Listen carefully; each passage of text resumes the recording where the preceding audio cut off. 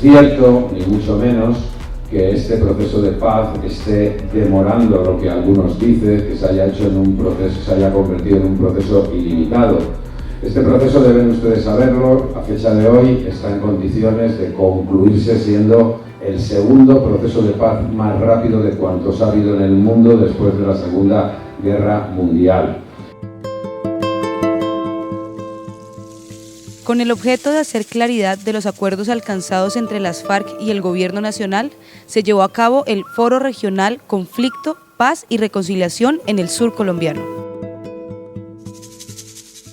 El objetivo de este foro tiene como centro motivacional aportar a socializar los acuerdos alcanzados parcialmente en el proceso de paz entre el Gobierno Nacional y las FARC desde La Habana, Cuba. Y lo hemos titulado de esta manera, porque entre el conflicto y la paz hay algo más que el esquema diálogo-guerra, y es el paso a la construcción de una política del derecho para la paz y la convivencia en Colombia. Personas de distintas organizaciones sociales, entidades gubernamentales y ciudadanía en general se dieron cita para analizar el contexto de la región donde se concentró gran parte de la guerra. Cuando usted hace el análisis de la situación de los departamentos de la región surcolombiana, encuentra que existen unos elementos comunes que deben ser tenidos en cuenta en cualquier agenda de negociación y que deben convocar a todas las fuerzas vivas a efectos de lograr crear condiciones para una paz duradera y sostenible.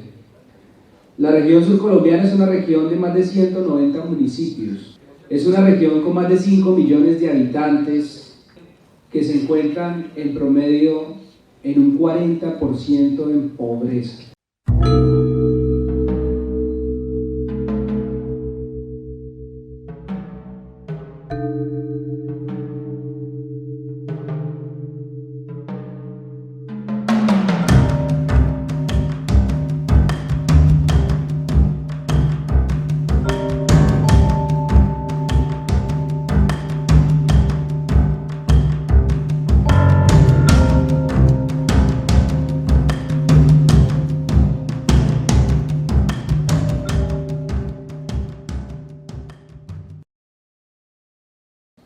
Y es que aquí, en esta región, hay unas mafias organizadas de corrupción.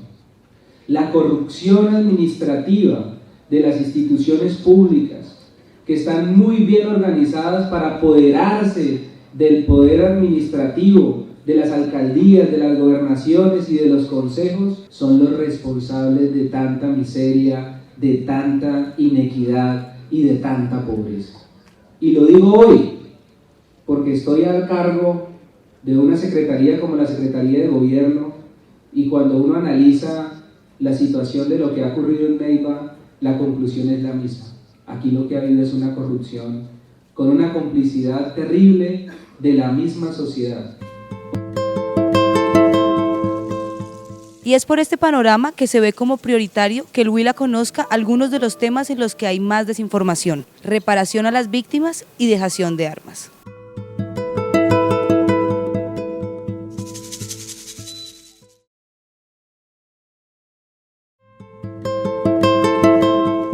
El español Enrique Santiago Romero, uno de los asesores jurídicos de la Mesa de Diálogos de La Habana, explicó lo que será la justicia para las víctimas en el proceso de paz. Son las organizaciones de víctimas las que en este acuerdo tienen reservada la posibilidad, que no ha existido en ningún otro acuerdo de paz en el mundo, de poder presentar informes que van a ser tenidos en cuenta con la misma categoría y la misma importancia que las acusaciones que presenten los órganos acusadores del Estado. Y será a la vista de todas esas acusaciones cuando todos los victimarios, porque este sistema es un sistema que se presenta respecto a todos, no tiene una vía para guerrilleros, otra vía para agentes del Estado, otra vía para civiles, todos aquellos a los que se les presenten acusaciones tendrán el derecho, por supuesto, a examinarlas y ojalá que a reconocer aquello que sea verdad. Y en el caso de reconocimiento podrán optar a sanciones de tipo restaurativo. ¿Qué son las sanciones de tipo restaurativo? Pues ni más ni menos que la realización de acciones que reparen el daño causado a las víctimas. El jurista aseguró que, contrario a lo dicho por los sectores opositores al proceso de paz, habría hasta 20 años de prisión para los insurgentes que no digan la verdad. Ha habido un gran debate sobre si las sanciones de tipo restaurativo suponen impunidad frente a las sanciones de cárcel, que en este sistema van a ser las que se impongan a aquellos que no reconocen verdad y que obviamente, además de no reconocer verdad, en un juicio sean vencidos, porque obviamente a nadie se le va a privar del derecho a la defensa. Es decir, el hecho de que se presenten acusaciones no significa que nadie tenga que asumir esas acusaciones sin más para poder ser sometido a sanciones restaurativas. Cualquier persona respecto a la que se presenten acusaciones podrá oponerse a ellas, defenderse en un juicio y, por supuesto, resultar absuelto. En caso de que sea condenado, se enfrentará hasta 20 años de cárcel. La justicia restaurativa hará énfasis en la reparación a las víctimas, es decir, que los guerrilleros harán trabajos para reparar y para decir la verdad de lo que ocurrió en el conflicto. Conclusión evidente: no es cierto que la justicia restaurativa, que pretende satisfacer la reparación a las víctimas y corregir las desigualdades y la situación de exclusión social, no es cierto ni es justo decir que es una justicia que provoca la impunidad. Eso es una posición política muy respetable, pero que desde luego no se corresponde ni mucho menos ni con la realidad del derecho internacional ni con la realidad del derecho nacional, y sobre todo no se corresponde con las reivindicaciones de los movimientos de víctimas, que lo que buscan es la reparación del daño causado y en absoluto la venganza ni la retaliación. Sin embargo, este proceso no solo será aplicado para los miembros de las FARC, sino también a otros actores de la guerra. Los paramilitares, los militares y civiles tendrán que responder por hechos del conflicto armado en Colombia.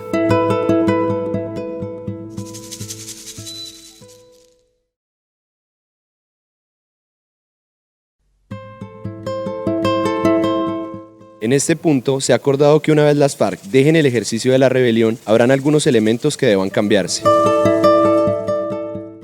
¿Y qué nos queda? Pues nos queda la dejación de armas. La dejación de armas que en la Mesa de La Habana se aborda bilateralmente. Es obvio que a quien corresponde dejar las armas y reincorporarse a la vida civil es a los insurgentes, es los que se han armado en armas, a los que han ejercido hasta ahora ese derecho universal reconocido a la rebelión desde la Declaración de Independencia de los Estados Unidos y desde la Declaración Universal de los Derechos Humanos de la Revolución Francesa. Pero también es cierto que una vez abandonado el ejercicio de la rebelión, habrá elementos importantes de la doctrina de seguridad del Estado que deban variarse. Es decir, debe la doctrina de seguridad del Estado abandonar cualquier vestigio de lo que se denominó la doctrina de la seguridad nacional, ya sean manuales, órdenes militares, normas o leyes, es decir, nunca más el daño que se causó por la implantación en las Américas de la doctrina de la seguridad expandida de los Estados Unidos nunca más puede volver a repetirse. En este sentido, las entidades gubernamentales como la Gobernación del Huila se comprometerán en acciones de cara a lo que será el proceso de transición. Por eso, la Gobernación del Departamento del Huila viene preparando una serie de dispositivos sociales. Uno, la Constituyente por la Educación se instalará y que será parte fundamental de esa profunda articulación de la comunidad educativa que engloba a todos los ciudadanos y que contempla no solo la educación en el aula de clase, sino una educación para la paz. En segundo lugar, nuestro gobierno ha venido articulando la defensa del territorio y el agua, que le dice a las multinacionales que en este departamento no tiene sitio más emprendimientos desastrosos que construyan más hidroeléctricas, porque en el Huila no aceptamos una más, y esa es una decisión territorial como raza que hemos tomado en conjunto y que es hoy un mandato legal que tiene el departamento del Huila y su gobernador y su clase dirigente. Sobre este tipo de escenarios, los asistentes vieron con entusiasmo los acuerdos, la paz cada vez más cerca. A ver, creo que cada vez más se abre paso a la Asamblea Nacional Constituyente. Y los pasos a seguir después de este encuentro tienen que ver precisamente con la pedagogía de los acuerdos de paz, para que la gente diferencie, entre otras cosas, porque no apoyamos el plebiscito y sí apoyamos la Asamblea Nacional Constituyente. Pero más allá de eso, la importancia, por ejemplo, de que el Huila sea un territorio de paz.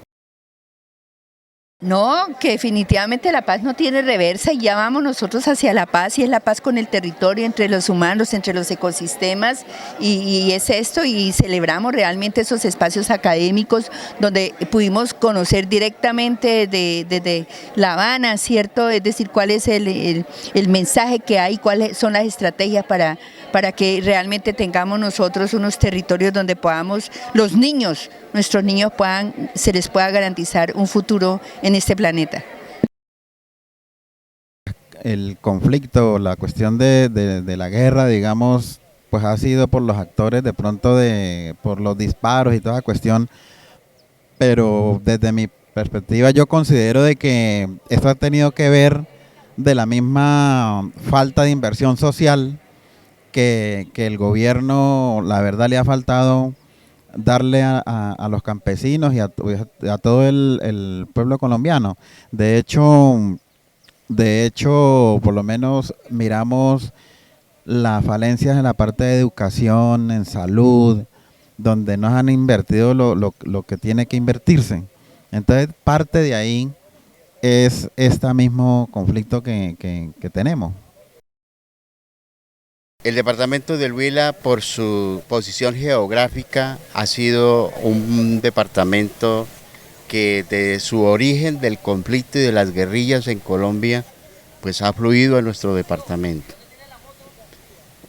No ha sido lo mejor, y todo se inició desde el sector agropecuario, la lucha por la tierra, la justicia y el no reconocimiento al sector productivo. Entonces, no es para nadie ese su secreto que el conflicto no trae cosas buenas, sino que día tras día se iría agudizando, y después de 50 años estamos viviendo algo muy interesante e importante, que es poder traer la paz a nuestra Colombia, la paz a nuestro departamento del Huila y la paz hacia el territorio productivo, con una deuda impresionante que, así como el conflicto, la tiene el Estado, los gobiernos con el sector agropecuario, una deuda de más de 50 años.